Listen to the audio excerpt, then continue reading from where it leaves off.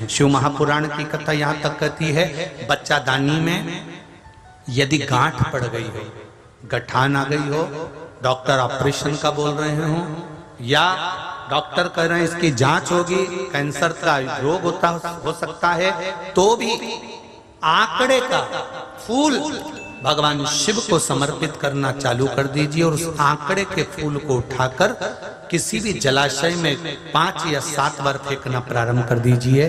शंकर जी के नाम का स्मरण कर कर भगवान शिव को चढ़ाया, निर्माल्य समझकर उठाया, अपनी कामना कर कर बहते जल में उसको डाल दिया।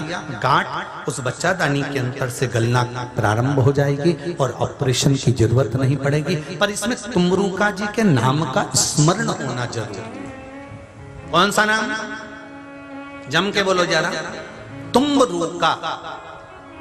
ये शिव जी के परम भक्त हैं, भगवान शंकर के उपासक। ऐसे तुमरुका जी का नाम का स्मरण करेंगे।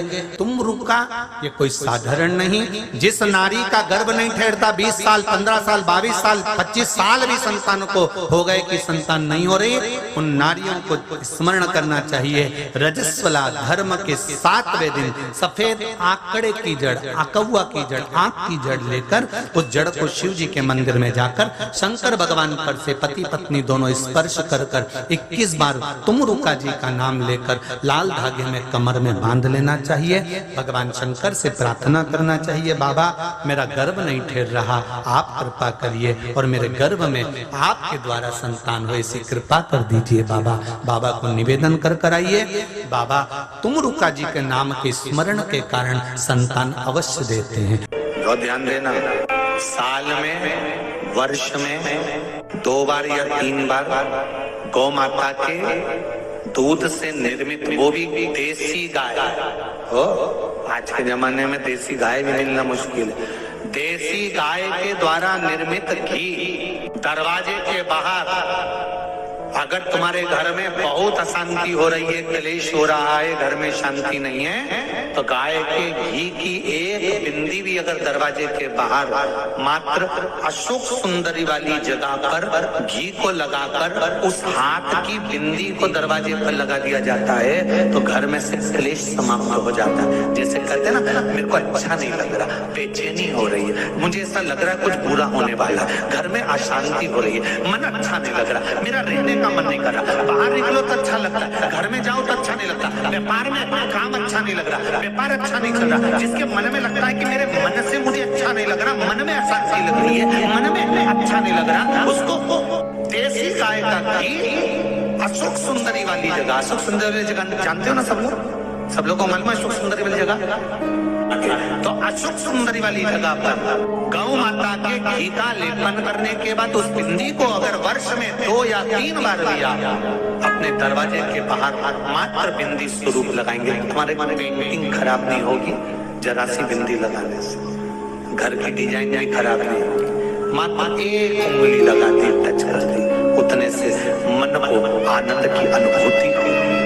जिसको लग रहा हो कि मेरे मन को अच्छा नहीं लग रहा, बेचैनी हो रही है, वो आज भी कर कर देख लेना और पत्र लिख कर भेज देना, 7 दिन के अंदर बेचैनी बंद हुई कि नहीं हुई, मन को अच्छा लगना प्रारंभ हुआ कि नहीं हुआ। शमी का जो पत्ता होता है, ध्यान से सुनिए, रोज आप अगर शमी के पत्ते को नहीं चढ़ा सकते, महीने में 1 बार या 2 बार शमी का पत्ता शंकर के ऊपर अवश्य समर्पित करना चाहिए। क्यों?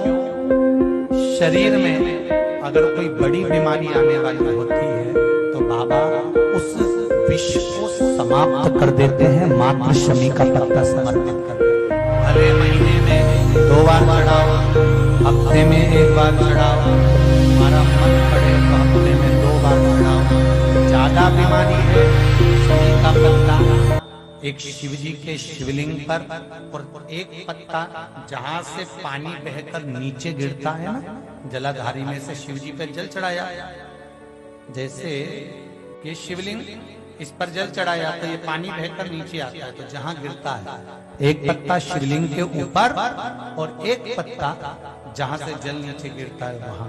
अगर ज्यादा बीमारी है और ऐसा लग रहा है कि डॉक्टर कह रहे हैं कि तबीयत ज्यादा खराब हो सकती है, जांचे जाएगी, ये होगा वो होगा, तो एक पत्ता शमी का ऊपर, एक पत्ता जलधारी जो बहकर नीचे आती है उस पर चढ़ाना।